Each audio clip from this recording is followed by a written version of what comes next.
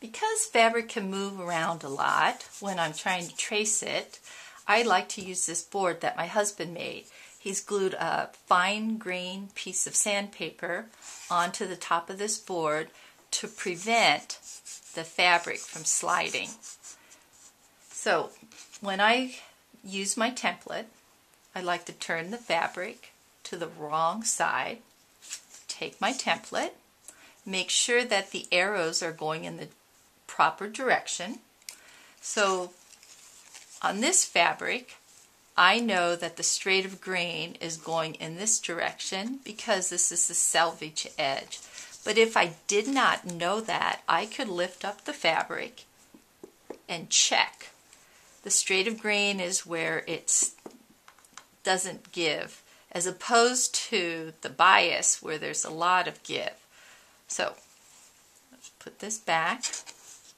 I'm going to take my template, lay it on the fabric, making sure that the arrows are in the proper direction. I could go this way or that, either way is correct. Because I'm on the back of the fabric, I like to have my template so the writing is also backwards.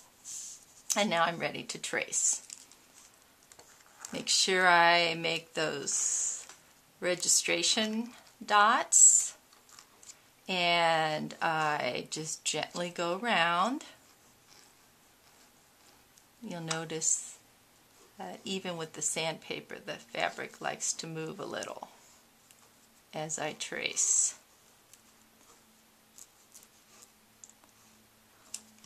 So I've got that traced. Let me put those dots. I can put it back and put those dots in a little bit darker.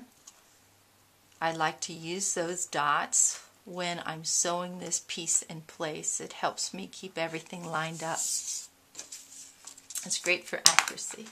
So now that I've have that traced, I'm ready to cut out. I can either use a rotary cutter or my scissors. When I'm cutting, I want to make sure that I'm cutting the ink or lead line off because that's extra thickness. That's not part of the original pattern. I'm going to go around and cut that.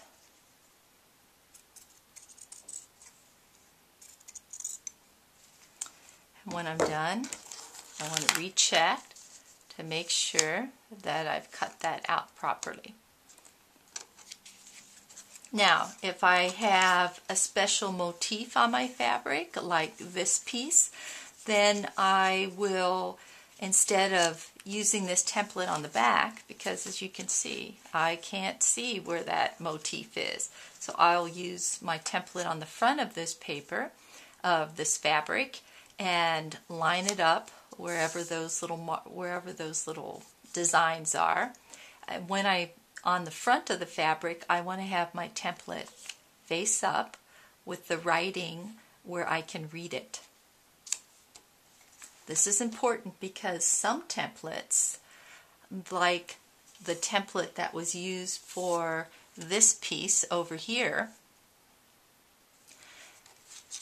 is not a mirror image of itself, like this square and this triangle. So if you were to take this template and turn it so that you could read the writing on the back of the fabric, you would not be able to cut, well, you would be able to cut it out, but you would not be able to use this piece in your quilt. It would have to be the mirror image like that.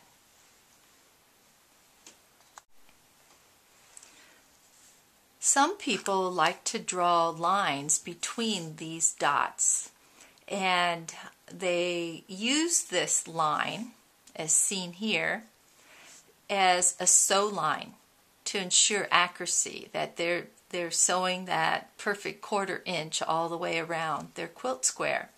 So if you want to, you can draw lines if you're having a hard time with that 1/4 inch, but it's not necessary.